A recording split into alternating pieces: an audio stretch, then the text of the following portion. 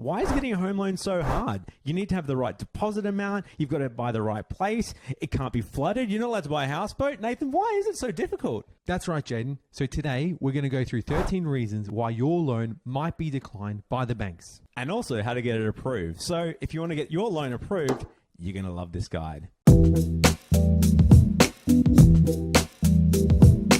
Point number 1, too many credit inquiries. Oh, hold on.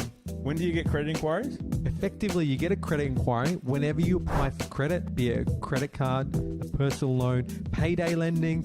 Okay, so does that include my Qantas frequent flyer balance transfer and the one I did a month before and the other 2 credit cards I just got in the mail today? So we see this all the time. Clients shopping around, picking up points through Qantas, Virgin, you name it. It's there's awesome. so many videos on the internet about balance transfer hacks where, you can avoid paying interest on, loans and credit cards and reinvest that, sure. But every time you apply for a credit card, you get a credit inquiry. And Nathan, why is that bad for home loans? The banks look at how hungry you are for credit. So if you're applying multiple times for, say, credit cards, this will reduce your credit score and can reduce chances of getting approved through a bank. So best practice, always reduce the number of credit inquiries and try not to do those balance transfers or pick up the points by applying for every credit card that has points.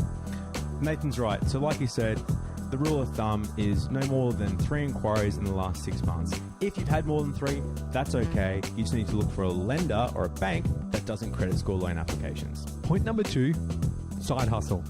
So if you're an Uber driver, a Fedora driver, delivery person, if you do Shiba, Uber, Ola, any of those things, and you're relying on that income to get a home loan, we've got bad news. The banks look at this income as if you're self-employed, so they need to see more history on it. So if you've only just started it, unfortunately, a lot of the times the banks will want to see at least 1 or 2 years financial tax returns in order to use this income. So in other words, it's not like your normal job where you can just give 2 pay slips and apply for a loan. If you do Uber or Delivery Eats or whatever you do, you need to have done your tax returns, like Nathan said, for at least 1 to 2 years to be able to use that income. Point number 3, switching jobs. This one goes out to you, Charisse. No, so we've all got that mate that's changed jobs a bunch of times in the last 12 months. And while they might be getting paid more and more at that new job, the problem is banks don't love it when you're not super stable in your position. Especially when you're putting down minimal deposit. The banks would like to see you pass your probationary period. Even better, they want to see a history of you being very stable in that employment. So switching jobs, be careful of it. It can come back to bite you. But here's a little life hack. So if you have switched jobs recently, but if you've been in that same industry for a number of years, you can actually use that to help justify why you might have changed jobs. It might be for a pay rise or you're moving up the ladder. And a lot of banks will actually consider that to sort of mitigate and say, well, it's actually okay that you've recently switched jobs. Point number 4, a contractor less than 12 months in their role. So if you're an IT contractor, if you work in mining, what other jobs are there as contractors? Teachers, nurses, there's a heap of them out there. Typically, the banks will want to see that there's more than 12 months left on the contract. So if you have less than 12 months remaining on your contract, be careful. This might be a question that the banks ask you. And in these sorts of jobs, it is fairly typical for them to extend beyond that 12-month contract. So a few ways you can manage this with the bank is getting a letter from your employer saying that they're looking forward to your continued employment and they're looking forward to having you for longer, even though they might not extend that contract. Or it's again showing that continuation that you've been in that industry for 2, 3, 4, 5 years. You can give your group certificates or even your old tax returns to help show the bank that you've been around and you plan on being around that industry for a bit longer. Point number 5, being self-employed. Rob, man, I'm sorry. Rob the Tyler, he's one of my good mates. He's self-employed and he always gets it so tough from the banks and the ladies. So what we find, if you're self-employed, it can be a little bit more challenging to get a loan, especially because the banks will look at your past history and earnings through your business. That's through tax returns. So they'll look at the last 12 to 24 months of your lodged tax returns to the Australian Taxation Office. Yeah, so it can be more difficult because it's not like when you're salary and you get 2 pay slips and you're off and running. Being self-employed, you need to have lodged and actually paid your taxes for the past 2 years to be able to apply for a loan. There are some banks, though, that will allow only 1 year's tax returns, so the most recent. So there are a few ways you can get around it. Any other tips there, Nathan, you can think of on what you can do to help get your loan approved a bit easier when you're self-employed? Another thing we see with small businesses are that their tax accountants write off a lot of expenses. So be careful not to do that, because that can have an impact on your ability to lend. Point number 6, you went on holidays. So this isn't just going to Bali for a cheeky weekend away. This is, this affects even people that are, say, teachers that might get paid. You might be a relief teacher and you might not get paid holiday leave. And when you go to apply for a loan over, say, the December or January holidays, the bank says no. Nathan, what do? What can you do? It is a bit of a challenging one here, especially if you're going to be taking a loan during that break period. So sometimes what you can do is show the bank this is very typical of your industry and you do take time off over this period, and that you will be going back to work in due course. Once again, it is a case by case. That can be quite challenging to get around, but that's really your options there. Like Nathan said, it just could involve a bit more information. You might want to get your group certificates or your PAYG certificates, or even your last couple of years' tax returns, again, to show that your income's been consistent and that while you don't normally get paid in December or January, your pay throughout the year is always a regular amount. Point number 7, overtime, shift allowance, penalties. I don't get why a bank would decline you for earning extra money, but it's something that we see really, really often. You could be a nurse that gets paid regular shift allowance, or you could be a fire truck driver that gets paid meals and extra allowances, or I don't know, you could sell caravans and get paid bonuses. Nathan, why don't they allow you to use this income? And what do they do with it? Yeah, the banks look at consistency. So if there's no consistency around the last 3 months for commissions or allowances, they generally won't use it. The same goes with bonus. The banks want to see a 2-year history there so they can get a bit of a comfort around it. Which is crazy, because in these jobs, it's just a regular function of what you do. If you're a nurse, you're used to getting paid shift loading and you're used to working regular hours, which is why you can look at different banks that will allow you to use these amounts. Like you said, Nathan, some banks flat out won't use bonuses unless you've got 2 years history. Others will consider it. So you just need to be prepared for that, and you need to be aware of extra information you might need to present. You might need to get a letter from your employer. You might need to show the evidence of that money hitting your account. A few extra details that you might need that can help you get your loan approved. Especially if you're getting salary sacrifices, because the banks will try and lower your income here. Yeah. And that's where you're going to need things like a letter from employer saying that it can be cancelled anytime. Important to be aware of it. Don't be alarmed. It's definitely something you can get around. Point number 8.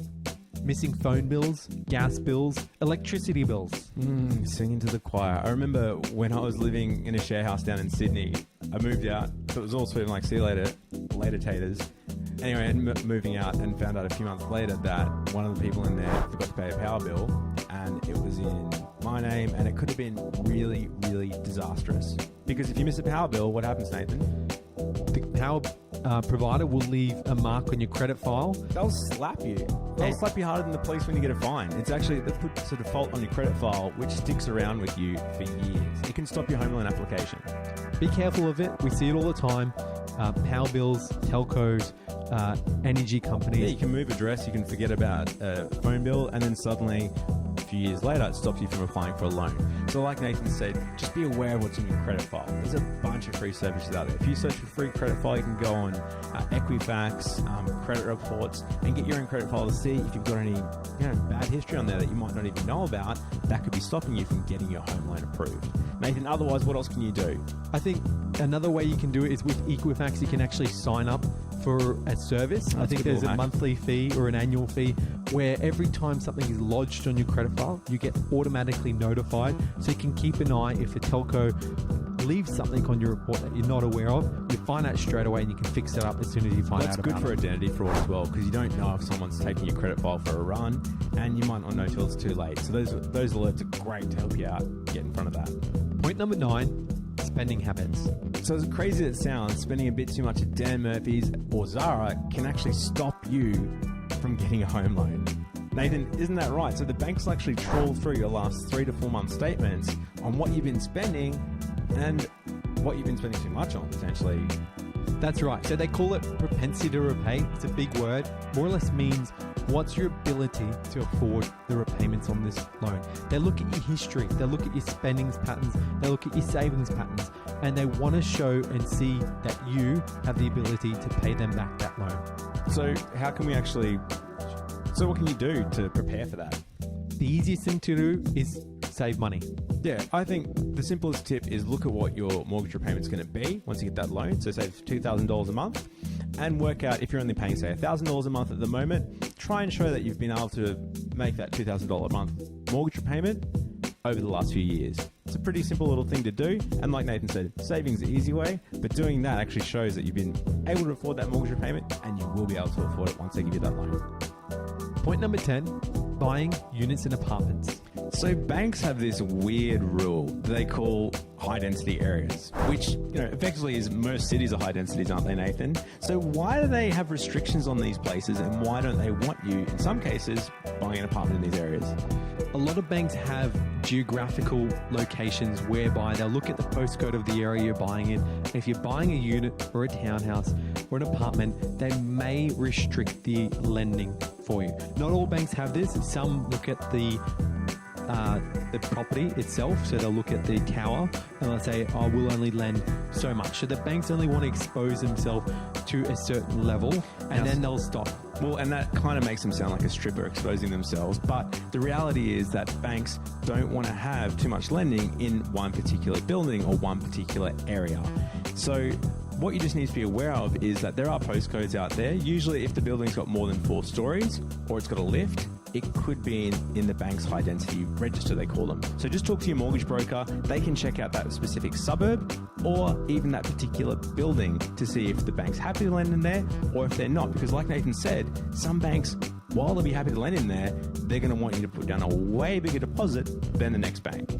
Point number 11, buying properties with renovation issues. Yes, I've been watching The Block a lot, and I feel like I could just rip out a bathroom at any time. The bank's cool with that, right? A lot of the times the banks will look at the property and they want to see it in an inhabitable position, meaning you can actually live in it. If it's in a position where you can't live in it, they're going to be quite reluctant to lend you the money. At least they're going to see that you've got the money to complete the renovations yourself. So just be careful of that. If you're buying a complete dump that has great potential and heaps of upside, you can have a lot of downside when it comes to the bank and them lending you the money. Listen, I have 3 rules of thumb, and this is what they usually want. They want a kitchen that's got a sink in it, they want a toilet that has a bowl in the place, and they just want windows and doors and carpet there. And chiprock. They want to see chiprock on the walls. Yeah, no holes in the walls, as long as it's not that bad. If it needs a lick of paint, you're fine. If it needs the dude from the block to go through there and completely renovate it, you've got issues. That's it. The 2 bonus ones that we missed out on there, if you're really listening, are working with family. That's another huge issue where you need to show your tax returns and a bit more information there. And the one bonus is you let us know. We'd love to know from you guys. Hit us up in the comments. If you've got any questions, if you've had your loan decline lately, we'd love to help you out. So hit us up at huntergalloway.com.au.